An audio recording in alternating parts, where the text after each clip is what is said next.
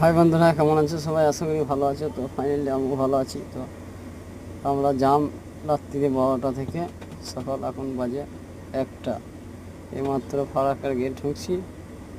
তো বিশাল জাম, খাওয়া দাওয়া সব বন্ধ। ফাইনালি দেখো ফারাক্কা এইমাত্র ক্রস করলাম।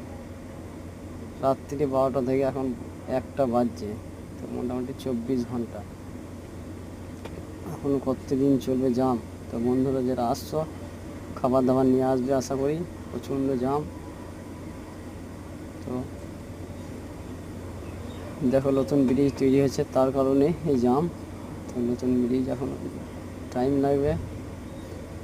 তো এই কোথা থেকে ভিডিওটা দেখছো, তো ভিডিওটা ভালো লাগলে লাইক কমেন্ট শেয়ার ফলো করে দিও।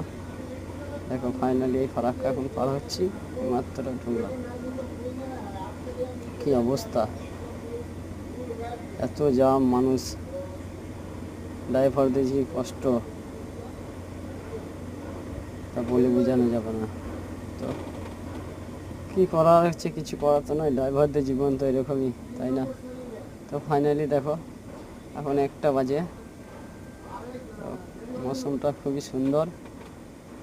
তখন টুকটুক করে পেরোচ্ছি গাড়ি আস্তে আস্তে, কোনো রকম স্লো যাচ্ছে ব্রিজ পার করে। তারপরে আমরা এখন খাইনি, খাওয়া দাওয়ার ব্যবস্থা হবে। খাওয়া দাওয়া করার পর গাড়ি তো আজকে খালি হবে না। তো খুবই রিস্ক হয়ে যাচ্ছে।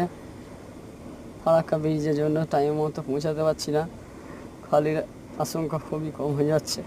তো চলো, কি আর বলার আছে, কিছু বলার নাই। চলো টাটা, বাই বাই, ভালো থেকো।